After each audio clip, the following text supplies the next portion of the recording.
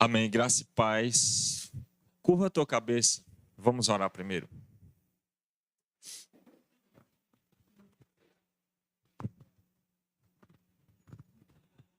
Senhor,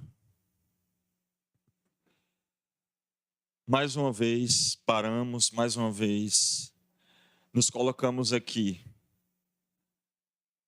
para cultuar a Ti, para que nosso coração seja cheio, não de nós mesmos, não dos nossos próprios desejos e caprichos que temos, mas da Tua palavra. Por isso, em nome de Jesus, fala conosco. Que a Tua palavra ela entre no nosso coração, que a Tua palavra nos transforme. Precisamos ser cristãos, servos Teu, adorar a Ti, cultuar a Ti. É só isso, Senhor, que dará sentido à nossa vida debaixo do sol. É estar diante de Ti. Nossa vida pertence a Ti. Não vivemos para nós mesmos, mas sim para Ti. Por isso, pedimos, em nome do Teu Filho amado Jesus Cristo, que a Tua palavra entre no nosso coração, que a Tua palavra nos encha e que a Tua palavra nos guie para Ti.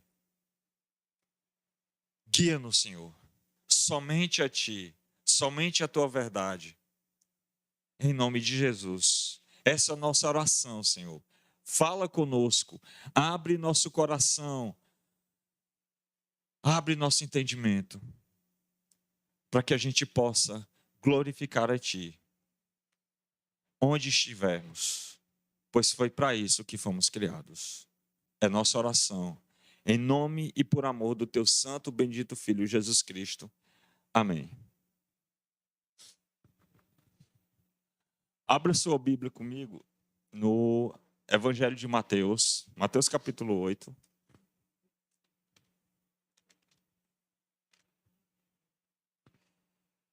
A partir do versículo 5.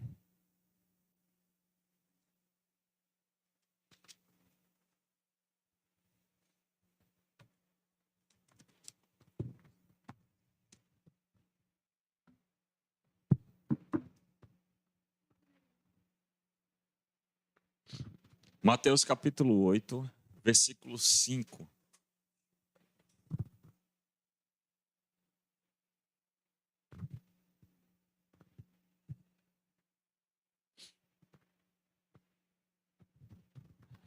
Diz assim: assim que Jesus entrou em Cafarnaum, um centurião aproximou-se dele rogando: Senhor, o meu servo está em casa, deitado, paralítico e sofrendo horrivelmente. Jesus disse-lhe: eu irei curá-lo. O centurião, porém, lhe respondeu: Senhor, não sou digno de que entres debaixo do meu teto, mas somente dize uma palavra, e o meu servo será curado.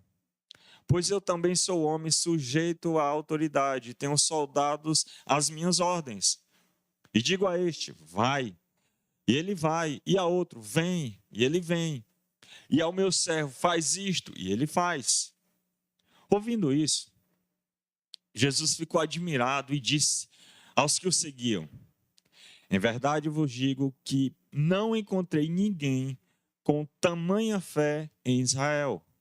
Também vos digo que muitos virão do Oriente e do Ocidente e se assentarão à mesa de Abraão, de Isaque e de Jacó no reino do céu. Mas os cidadãos do reino serão lançados nas trevas exteriores, e ali haverá choro e ranger de dentes. Então disse Jesus ao centurião: vai, e te seja feito conforme crestes. E naquela mesma hora, o seu servo foi curado.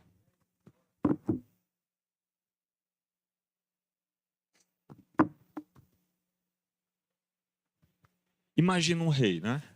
Mas desde terça-feira que eu estou desse jeito, esse nariz assim. Imagina um rei. Imagina que, sei lá, imperador Cláudio, né? Um rei cura alguém. Imagina só um rei curando alguém. Um rei com poderes divinos curando alguém. Você não tem relato disso na história da Bíblia, né? Fora da Bíblia, na história, vamos dizer assim, da humanidade. Você não tem rei algum curando alguém. Aqui, você tem um rei. No capítulo 1 de Mateus, você tem o nascimento desse rei. Esse rei, conforme diz o capítulo 1, é Cristo, o Senhor. Esse rei, ele é o rei de todo o universo. Esse mesmo rei, ele vai trazer salvação para o seu povo. Salvação, redenção dos seus pecados. Como a gente vê, por exemplo, em João capítulo 1, acho que versículo 29, é dito que ele é o Cordeiro de Deus que tira o pecado do mundo. Então esse rei, que é Cristo o Senhor, que é o Messias, que é o esperado de Israel, ele está na terra.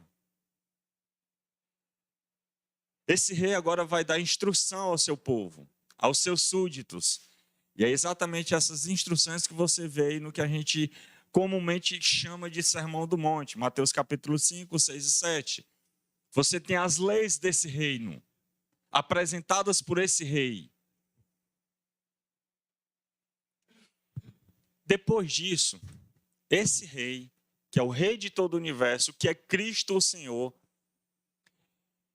quando ele termina as suas leis, ou melhor, né, quando ele termina de expor as suas leis, expor as leis desse reino divino, ele começa a curar.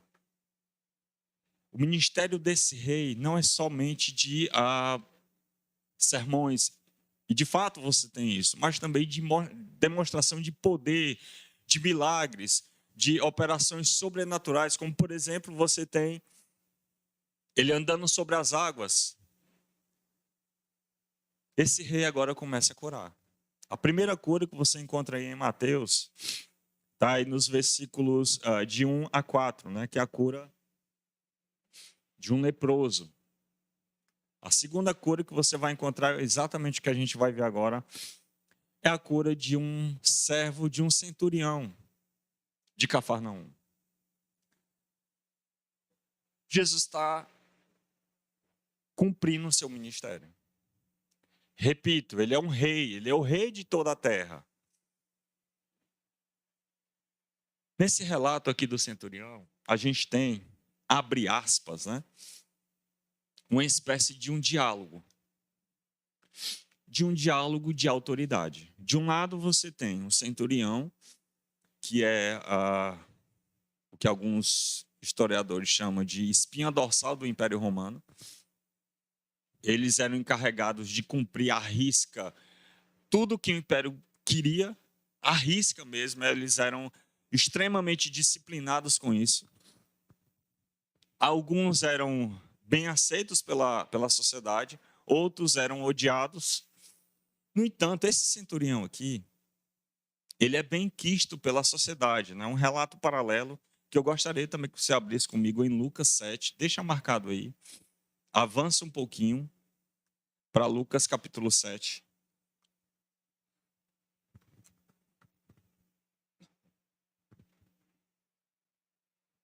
Lucas capítulo 7, versículo 4.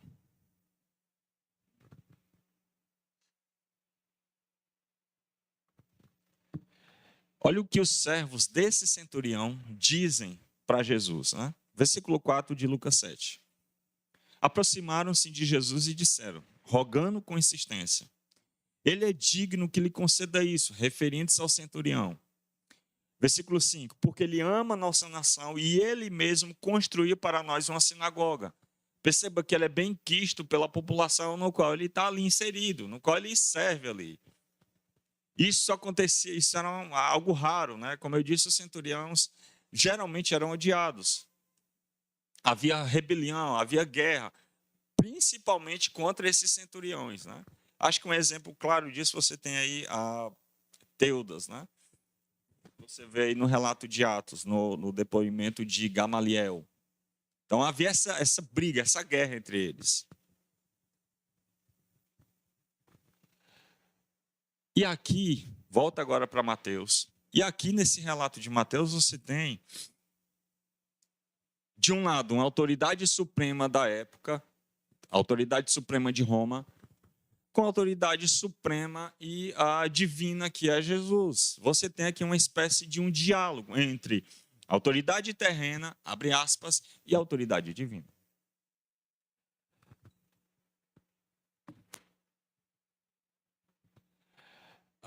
O centurião, por exemplo, ele confiscava bens, né? Ele confiscava, por exemplo, animais de tração, né? Para poder trabalhar para eles.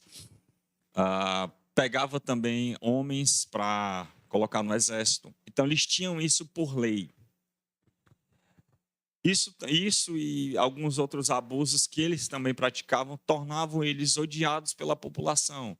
Como eu disse, por isso, de tanta guerra, né, de tanto conflito entre Roma e o próprio povo, mais precisamente contra esses centuriões. No entanto, esse aqui ele é bem quisto pela população. Repito, o que acontece aqui? Você tem um diálogo. Esse é o contexto do centurião. E você tem aqui um rei. O rei eterno. O rei divino. Repito, rei esse que veio morrer por seu povo, veio entregar a vida por seu povo para redimi-lo dos seus pecados. Você tem, portanto, esse diálogo aqui. Agora, olhe como é que começa esse diálogo. Versículo 5. Olha o início. Assim que Jesus entrou em Cafarnaum, um centurião aproximou-se dele rogando. Em Lucas 7, versículo 3, esse centurião ele envia algumas autoridades dos judeus, provavelmente a liderança, para pedir que Jesus viesse curar o seu servo. E por quê? No versículo 3 ainda de Lucas, do capítulo 7, é dito que o centurião ouviu falar de Jesus. Aqui começa a diferença. Perceba que o centurião não viu Jesus curar, ele não ouviu Jesus pregar, ele não viu Jesus pregar, ele não viu Jesus andar sobre o mar, ele não viu Jesus multiplicar pães e peixes, ele não viu nada daqueles sinais que os judeus, sejam os seus discípulos verdadeiros, sejam aqueles que estão ali unicamente para criticá-lo, unicamente para tentar achar alguma forma de pegar ele alguma palavra e matá-lo. O centurião simplesmente ouviu falar de Jesus. Está aí no capítulo 7 de Lucas, versículo 3. Perceba que aqui você já começa a ver a diferença da maldade do próprio povo. Veja, o povo, a liderança de Israel, tinha a lei, tinha a Torá, tinha os profetas, tinha os sacerdotes que ensinavam ao povo quem é Deus. E Jesus por exemplo, Deuteronômio 18, versículo 15, aquele que era semelhante a Moisés, que viria. Eles sabem disso. O povo sabe, o povo é instruído por esses sacerdotes, por essa liderança de Israel. Mesmo assim, eles rejeitam.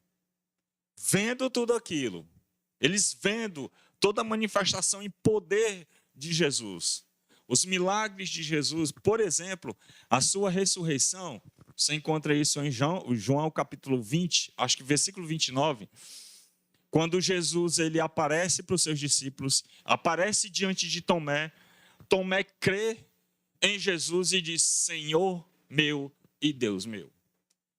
A ressurreição de Jesus comprovou que ele era divino ali. Todos os milagres que Jesus realizou tinham um significado, mostravam que ele era o Messias, mostravam que ele era o Filho de Deus. Os judeus viram tudo isso. E mesmo assim, como diz, por exemplo, Lucas capítulo 22, Marcos capítulo 14, eles tentavam de todas as formas achar alguma palavra, vamos dizer assim, alguma brecha, né, que a gente usa no nosso popular, para tentar acusar a Jesus e matá-lo, silenciá-lo. Então perceba a maldade aqui. O centurião simplesmente ouviu falar que tinha um homem que curava. Talvez esse homem fosse o Messias prometido. Esse homem operava sinais e maravilhas, era um rabi. Ele simplesmente ouve falar. Você vê a diferença entre eles. O centurião então vai a Jesus, rogando a ele para que viesse curar seu servo. Simplesmente ele ouve falar. Ele não viu nada disso. Agora, como é que esse centurião vai até Jesus? Como é que essa autoridade romana vai até a Jesus, né? Ainda no versículo 5. Assim que entrou em Cafarnaum, o que ele fez? O centurião aproximou-se de Jesus, o quê? Rogando. No relato de Lucas, ele envia as autoridades dos judeus para pedirem que ele viesse curar o servo. Detalhe, eles pediam com insistência. Imagina só, o centurião, ele mesmo vai dizer isso. Ele está acostumado a mandar. Ele está acostumado a querer algo e vai, traga para mim e acabou-se. Ele tem autoridade para isso, ele tem poder para isso. Ele não pede, ele ordena. Ele não suplica, ele dá ordem. Aqui é diferente. Ele ouve falar de Jesus e vai a Jesus ou envia seus servos, né? A ideia aqui desse... Parece até uma contradição, né? Mateus diz que ele vai e Lucas diz que ele envia os servos dele, né? Na realidade aqui, como ele tem autoridade, quando ele envia os seus servos, é como se ele estivesse lá presente. É mais ou menos, por exemplo, a gente, né? A gente prega o evangelho enviado por Jesus, mas é como se Jesus estivesse ali, porque nós estamos debaixo da autoridade dele. Os servos aqui falam em nome desse centurião, então é como se ele estivesse lá. Veja, ele não manda aqui, ele pede. A palavra que ele usa aqui, ele roga, ele implora. É a mesma palavra que a gente, por exemplo, usa quando a gente vai orar. Você não vai dar ordem a Deus quando você está orando. Você vai pedir, você vai implorar. Ele está diante de um rei. De um rei. Ele não tem ordem alguma para dar. Ele simplesmente tem para pedir, implorar. Implorar para esse rei. Jesus fala em nome de Deus. O centurião aqui, ele fala em nome de Roma. Perceba a ideia aqui, perceba a ideia de Mateus. Perceba vamos dizer assim, nesse diálogo aqui de autoridade. Você tem alguém que falando em nome de Deus, né? Um ser divino. E você tem outros aqui falando em nome de Roma, de uma autoridade terrena. Você tem esse diálogo aqui. E nesse diálogo entre Deus e o homem só tem uma coisa a fazer: suplicar. Ele não pode ordenar a Deus. Aqui nos serve, né, como uma advertência. Né? Geralmente você liga a televisão, acho que você já ouviu isso várias vezes, não custa nada repetir. Você pega líderes religiosos porque ofertam, porque dizimam, né? Ou porque jejuam, ou porque oram tantas e tantas vezes, ordenando a Deus, colocando Deus na parede, como se Deus tivesse alguma obrigação de fazer alguma coisa por ele. O ser humano diante do seu rei, diante do seu Senhor, de todo o universo, ele deve estar como centurião, suplicando, rogando, de joelhos. Ele não pode ordenar. Isso nos serve como advertência para as nossas orações. A gente não pode orar a Deus obrigando ele a fazer nada. A gente simplesmente tem, assim como o centurião, se dobrar diante dele e suplicar a sua misericórdia, suplicar a sua graça. Estamos diante de um rei de todo o universo. Veja, No relato de Lucas, capítulo 7, versículo 4, eles, com insistência, eles suplicam isso, para que Jesus venha e o cure.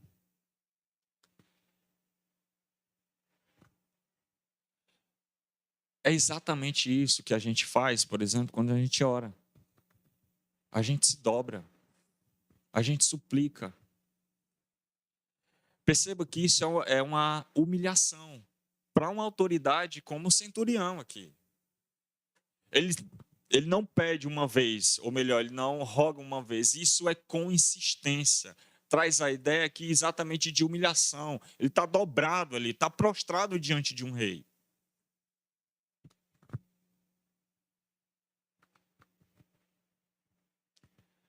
Deus é maior. Deus é maior. É por isso que esse centurião aqui, ele se humilha. A limitação humana chega aqui diante de Deus, diante do rei. E é com insistência que ele roga, suplicando, implorando: Senhor, vem curar meu servo. Vem curar meu servo. Olha o versículo 6 de Mateus.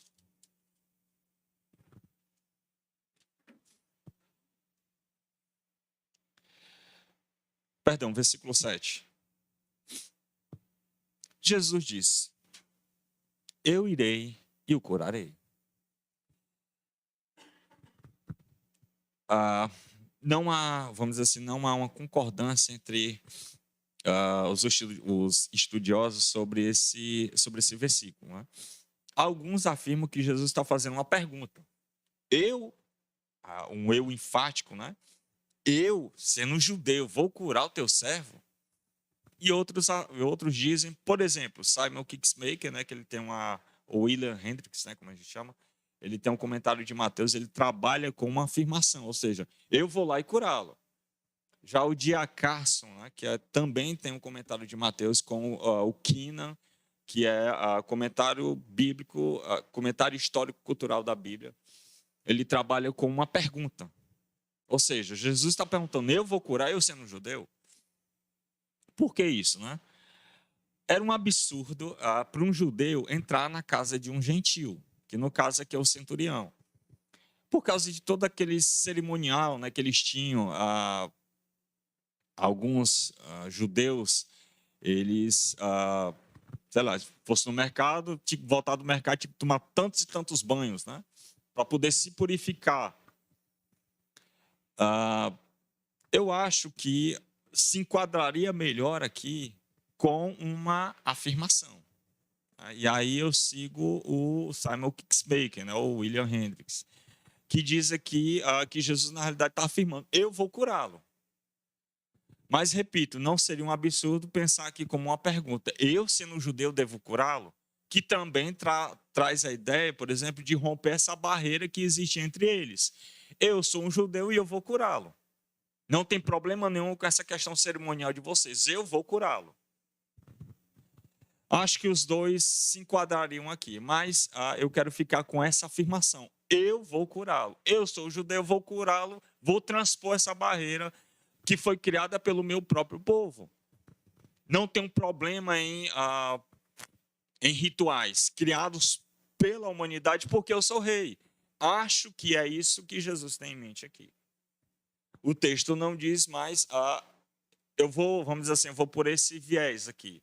É como se Jesus dissesse, eu sou o rei, sou Cristo, o Senhor, as leis humanas que não estão de acordo com a lei de Deus, eu vou transpor isso. Portanto, eu vou lá e curá-lo. Não estou limitado à lei ou às ordenanças humanas. Penso que seja isso que Jesus falou, né? Ou pelo menos tinha em mente. Não sei, acho, né? No entanto, olha a resposta do centurião, versículo 8.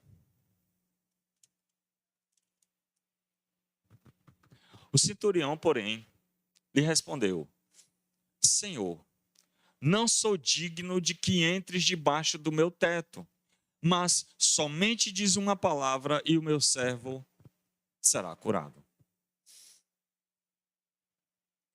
Mais uma vez, né? Ele reconhece aqui a sua indignidade. Aqui a gente tem de uma forma mais clara o porquê que ele não foi diante de Jesus. Ele mesmo explica. Abra comigo em Lucas capítulo 7.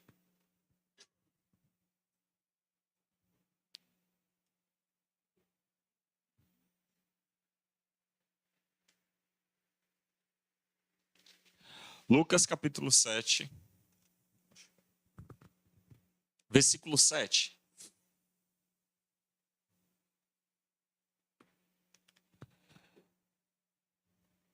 Vamos ler o versículo 6. Jesus foi com eles, mas quando já estava perto da casa, o centurião enviou alguns amigos para dizer: Senhor, não te incomodes, pois não sou digno de que entre debaixo do meu teto. Por isso, não me julguei digno nem mesmo de ir ao teu encontro. Porém, apenas uma palavra diz e o meu servo será curado. Preste atenção que você está diante de uma autoridade terrena. Repito, um centurião da época, a espinha dorsal do império. Ele se volta agora para o rei do universo, para o rei eterno, para o Messias, para Cristo o Senhor. Ele diz: eu não sou digno de que entres debaixo do meu teto. Nem sequer sou digno de ir diante de ti. Mais uma vez, ele está dobrado aqui diante de Jesus. O coração do centurião aqui está humilhado diante do rei de toda a terra. Ele não é digno nem sequer de ir diante do rei. Ele não é digno. Aqui começa a nossa limitação, a limitação humana. O povo temia ele. O povo temia os centuriões. Aqui o centurião teme a Jesus. É aqui onde a autoridade terrena se dobra.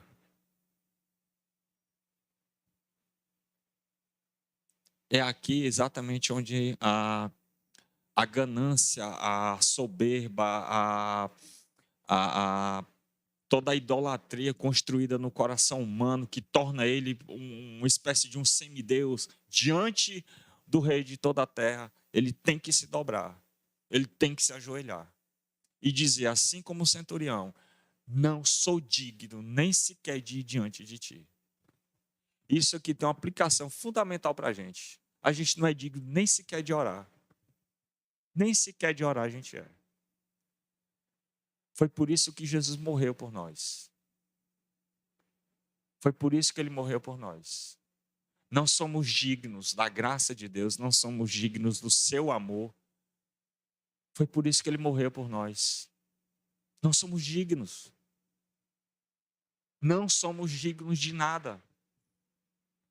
O fato da gente reconhecer nossos pecados, o fato da gente orar, o fato da gente estar aqui reunido, cultuando, lendo a palavra dele, aprendendo dele, não é porque a gente é digno de alguma coisa, mas é porque ele morreu por nós. Foi porque ele nos colocou diante dele. Foi porque ele nos salvou. Não somos dignos, nem sequer de ir diante de Jesus. Não somos dignos.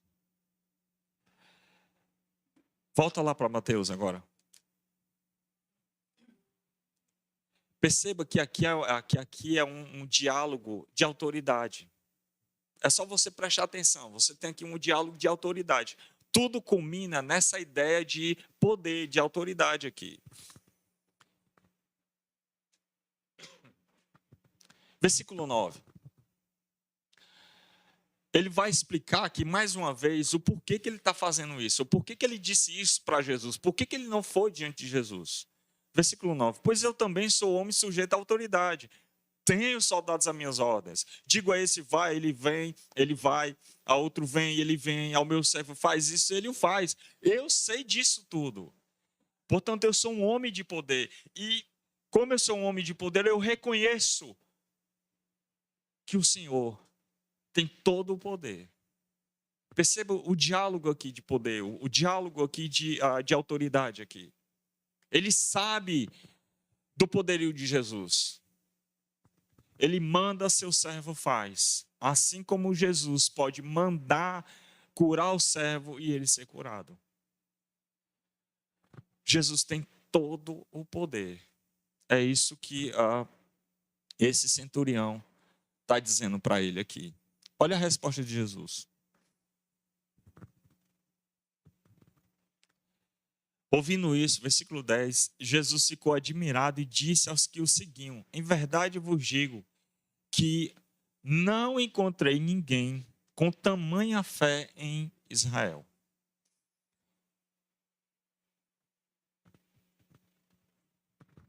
Isso é um absurdo, né? No ouvido, por exemplo, de alguém que conhece a lei, de alguém que anuncia a vinda de um Messias, de alguém que viu todas as manifestações do poder de Deus, do próprio Jesus, conhece toda a história do seu povo, e mesmo assim não crê nele. O caso dos judeus. E aí Jesus se volta para alguém que nunca viu, nunca ouviu curar ninguém, como eles viram aqueles homens. Se volta para esse homem e diz: nunca achei tamanha fé em Israel, referindo-se também aos seus discípulos, como esse homem. Como esse homem.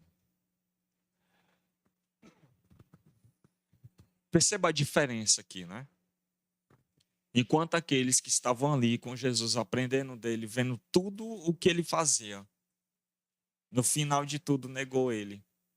Vendo tudo o que ele fazia, você tem aqui um homem gentil, pagão, que simplesmente ouviu falar de um homem que curava, que expulsava demônios, que realizava curas e sinais e maravilhas. Ele crê nesse homem. Essa é a diferença. O centurião aqui é um homem de fé. Ele não viu nada disso. É o que Jesus vai dizer, né? Para Tomé: bem-aventurado é aquele que não viu, mas creu. Esse é o centurião. É a fé que deixa, como o próprio texto diz aqui, o próprio Jesus impressionado, né, com isso, né? Um homem de tamanha fé. Olha o que Jesus vai dizer aí, versículos de 11 a 12. Essa fé que ele demonstra, versículo 10, ao mesmo tempo,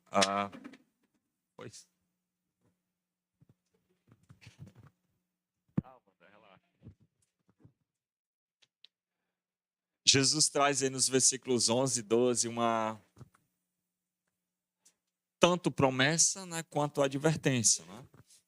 Versículo 11. Também vos digo que muitos virão do Oriente e do Ocidente se assentarão à mesa de Abraão, de Isaque e de Jacó no reino do céu. Você tem aqui uma promessa, que é os gentios fazendo parte do reino de Deus. Assim como, por exemplo, o centurião. O centurião é um gentio, mas é um homem de fé. Um homem que reconheceu o senhorio de Jesus. Esses homens gentios que não conhecem a lei, eles farão parte do reino de Deus. Se assentarão na mesa de Abraão, de Isaque e de Jacó, nesse banquete celestial. No entanto, aí vem a advertência. Versículo 12. Mas os cidadãos do reino serão lançados nas trevas exteriores e ali haverá choro e ranger de dentes. Ou seja, aqueles judeus que conhecem a lei, que têm as alianças, que conhecem Abraão, Isaque, Jacó, Moisés, Noé e tantos outros, que não creram no Messias, como esse centurião creu, eles vão ser colocados sobre juízo. Promessa para todo aquele que crê e advertência ou juízo para aquele que não crê. Promessa para o centurião e para todos aqueles semelhantes ao centurião que vão crer em Jesus, mas juízo, a semelhança daqueles judeus incrédulos que tentavam de todas as formas matar Jesus, acusá-lo a ele. O fim deles é lago de fogo, enxofre, é juízo. Por isso essa advertência. Promessa com advertência. Conclusão de tudo isso. Versículo 13. O homem, ou o jovem, o rapaz desse centurião que ele tanto estimava, está aí, versículo 13, foi curado naquela mesma hora. Jesus mais uma vez demonstra a sua graça aqui, demonstra a sua misericórdia, o seu poder. A grande pergunta que a gente faz, o que isso tem a ver com a gente, né? Tendo em vista que isso ocorreu há pelo menos aí mais de 2000 anos, né? O que a gente pode tirar de lição desse resumo aqui que a gente viu aqui sobre a vida desse centurião, né? Acho que a primeira lição que a gente tira para nós é que o universo tem um dono. Surgiu, se não estou enganado, século XVIII, já para entrar no século XIX, uma filosofia chamada deísmo, né? O que é isso? Imagina só que o mundo é um relógio, uma engrenagem gigante, no qual Deus de fato criou, e ele girou a cordinha e o mundo corre à solta. Portanto, tudo o que acontece nesse mundo não pode, vamos dizer assim, sobressair às ordens da natureza. Exemplo, uma pessoa morreu, acabou. Você não tem como ressuscitar. Alguém andar sobre o mar, isso é um absurdo. Uma pessoa à beira da morte ser curada, isso não existe. Isso é um absurdo. Por quê? Porque o mundo segue nessas ordens causais, nesses movimentos aleatórios. Segue aquilo que a natureza quer. É também chamado de determinismo ou fatalismo, né? Ou seja, tudo acontece porque tem que acontecer e acabou. Se Deus não se envolve nisso. Portanto, você não pode orar. Como é que você vai orar? Você não pode crer, por exemplo, em milagres, né? E o que acontece com a Bíblia? A Bíblia, na realidade, é um mito. Milagres, curas, um homem andar sobre as águas, o mar abrir. Gênesis, na realidade, é um mito. Mito criado por aqueles que, a exemplo de Jesus, gostavam muito dele, não queriam que os ensinamentos dele morressem, e aí inventaram que Jesus ressuscitou, inventaram que ele andou sobre as águas, inventaram que ele curou alguém e vice-versa. Isso é o que é chamado de deísmo, né? Ou seja, o mundo segue de acordo com as leis do mundo. Mas não é bem assim. O universo, na realidade, ele tem um dono. De fato, Deus criou. De fato, o mundo tem leis naturais que seguem. No entanto, Deus ainda intervém nesse mundo. Deus ainda, por exemplo, escuta nossas orações. É por isso que a gente vê curas ainda hoje, vê milagres ainda hoje. A gente pode orar por alguém e, se obviamente for de acordo com o que Deus quer, o que Deus deseja, aquela pessoa pode ser curada, pode acontecer um milagre na vida daquela pessoa. Deus ainda age. O universo tem um dono, ele não está correndo à solta. Muito embora a gente tenha um mundo aí carregado de maldade, carregado de iniquidade, Deus ainda está no controle disso tudo. Aliás, né, isso foi o que Jesus falou, né? Por se multiplicar a iniquidade, o amor de muitos se esfriariam. É exatamente o que a gente vê hoje. Pai mata mãe, filho mata filha, e enfim. É isso que a gente vê hoje. Filho que vai e estupra sua mãe, enfim, coisas absurdas. É o que Jesus disse. Por se multiplicar a iniquidade, o amor de muitos se esfriaria. No entanto, isso não significa que a gente está a só. O mundo ainda possui um dono, e esse dono é Jesus. Ele é o rei de todo o universo. É exatamente isso que a gente aprende com o centurião. Na mesma hora, o seu servo foi curado. Deus age. Ele tem todo o poder. A segunda lição que a gente tira daqui, também fundamental, é a limitação humana. O centurião vai diante de Jesus, se aproxima dele rogando insistentemente. Por mais prestígio que ele tivesse, por mais poder que ele tivesse, por mais, vamos dizer assim, influência que ele tivesse na época, ele precisa implorar pelo seu servo. Por mais poder e grandeza que ele tem, ele precisou implorar pelo seu servo. Essa grandeza, esse prestígio, essa influência, vamos dizer assim, ela é limitada. Diante do rei, a única coisa que ele tem diante do rei é de dobrar seus joelhos e suplicar a sua graça, suplicar o seu perdão, suplicar sua bondade. O homem é limitado. É por isso que a gente precisa estar dobrado diante de Deus. Por fim, terceira e última aplicação, né? A fé em Deus. Foi exatamente o que o centurião fez. Ele teve fé, né? Como ele diz para Jesus, né? Versículo 8: diz apenas uma palavra e o meu servo será curado. O pedido aqui do centurião traz algo profundo, né, para a gente, né? Ele sabe, mais uma vez, quem é que manda. Ele sabe, mais uma vez, quem é que governa tudo. Por isso que ele pode confiar em Deus, depositar toda a sua confiança em Jesus e dizer para Jesus, detalhe, que nenhum daqueles judeus fizeram.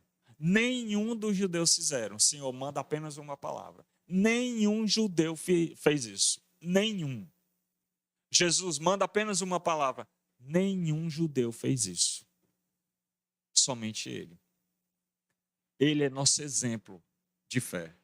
Senhor, manda apenas uma palavra e ocorrerá cura.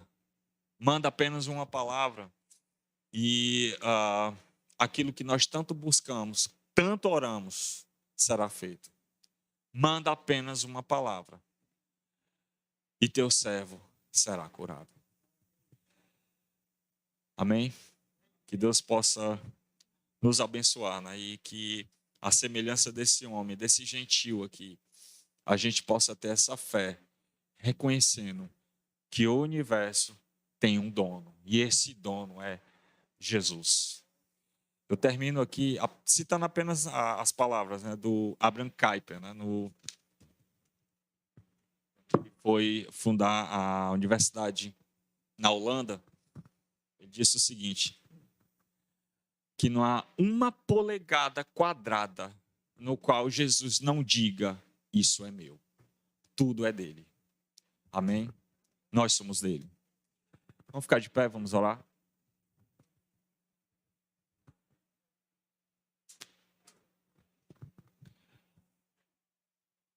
Senhor, entregamos a Ti nossa vida. Assim como esse homem que a gente aprendeu, esse governante, esse centurião romano, a gente aprende a descansar em Ti, a colocar nas Tuas mãos nossos propósitos, a colocar nas Tuas mãos a nossa vida, descansar em Ti, viver dobrado diante de Ti, humilhado na Tua presença, mas cheios da Tua presença. Assim como Ele, nós dizemos a Ti, manda uma palavra, para que nossos problemas sejam solucionados, para que aquela cura que a gente busca, talvez um parente que a gente queira muito na Tua presença, talvez alguém enfermo, talvez alguém com problemas de saúde, mentais, eu não sei, Senhor, mas manda apenas uma palavra e será feito, não conforme aquilo que a gente quer, mas porque o Senhor é Deus, porque o Senhor é Rei. porque o Senhor é dono do universo. E diante de Ti, dobramos os nossos joelhos, dobramos o nosso coração diante de Ti, reconhecendo que somente o Senhor tem todo o poder. Senhor, ouve nossas orações. Rogamos a Ti insistentemente. Ouve-nos. Ouve nossa oração. Atende o pedido do nosso coração, Senhor. Atende o nosso pedido. Colocamos nossos pedidos diante de Ti, Senhor. Sabendo que o Senhor é Rei.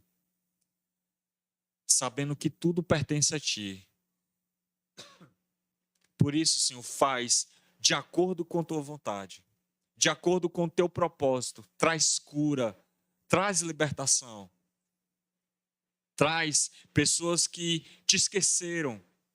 Traz pessoas que, por algum motivo, não sei, afastaram-se do Teu caminho. Mas traz de volta para Ti, Senhor. Manda apenas uma palavra. E assim será feito. Essa é a nossa oração, Senhor. Em nome de Jesus, ouve-nos. E desde já nós pedimos a Ti um domingo, um restante de domingo, na Tua presença. Cheios de Ti, cheios da Tua graça. Nos abençoa, nos dá uma semana, essa semana que vem, diante de Ti, mas transbordando a Tua graça, Senhor. Nos abençoa, nos leva de volta para os nossos lares. Nos proteja, nos guarde e nos preserva sempre diante de Ti, sempre humilhados, dobrados diante da Tua presença, como esse homem que a gente aprendeu. É nossa oração a Ti, Senhor. Em nome de Jesus, pelo poder e ação do Teu Santo Espírito em nossas vidas, nós Te agradecemos, hoje e sempre. Amém e graças a Deus.